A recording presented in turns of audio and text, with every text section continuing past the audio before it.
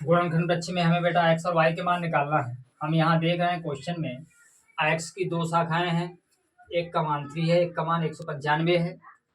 तो हम क्या करेंगे, जैसे ही आपका x मान निकालेंगे डालेंगे आप हल, तो x इक्वल क्या हो जाएगा, इसकी दो शाखाएं हैं, दो शाखाओं का आप गुणा करा देंगे 195।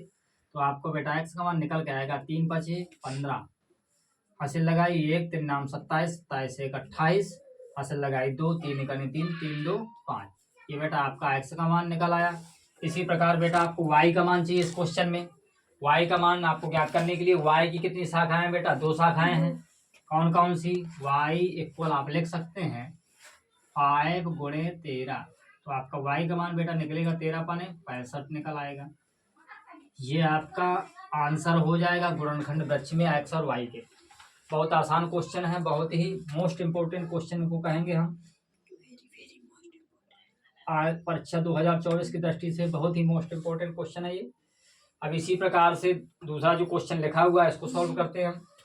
क्या लिखा है बेटा, लिखा हुआ है हमारा कि दी गई संख्या 4 की पावर n में क्या अंतिम अंक शून्य पर समाप्त हो सकता है जहां स्मॉल n एक प्राकृतिक संख्या है। तो बेटा किसी भी अंक को शून्य पर समाप्त करने के लिए पहले हम दी गई संख्या के गुणनखंड करेंगे।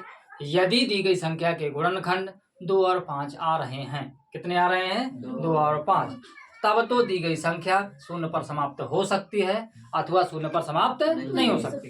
तो हम हल करेंगे, लिखेंगे, हल करने पर हम क्या लिखेंगे, 4 की पावर n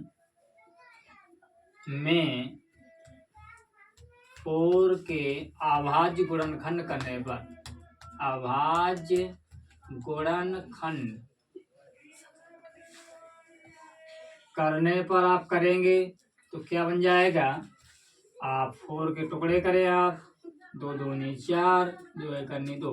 तो अभाज्य गुणनखंड आपके क्या आ गए बेटा, 2 गुणे 2 लिखेंगे। चूंकि दी गई संख्या के अभाज्य गुणनखंड, अभाज्य गुणनखंड 2 के अतिरिक्त, 2 के अतिरिक्त अन्य कोई संख्या नहीं है, अन्य कोई संख्या नहीं है। अतः 4 की पावर n, अतः 4 की पावर n का अंतिम अंक शून्य पर समाप्त नहीं हो सकता, नहीं हो सकता। यदि बेटा शून्य पर समाप्त होता तो इसके गुणनखंड 2 तो आ रहा था, 2 के अलावा इसमें 5 और मिलना चाहिए, केवल हमें 2 मिला है, 5 इसमें मिला नहीं। तो दी गई संख्या का अंतिम अंक कभी भी शून्य पर समाप्त नहीं हो सकता, चाहे n का मान हम कुछ भी रखें। That's all.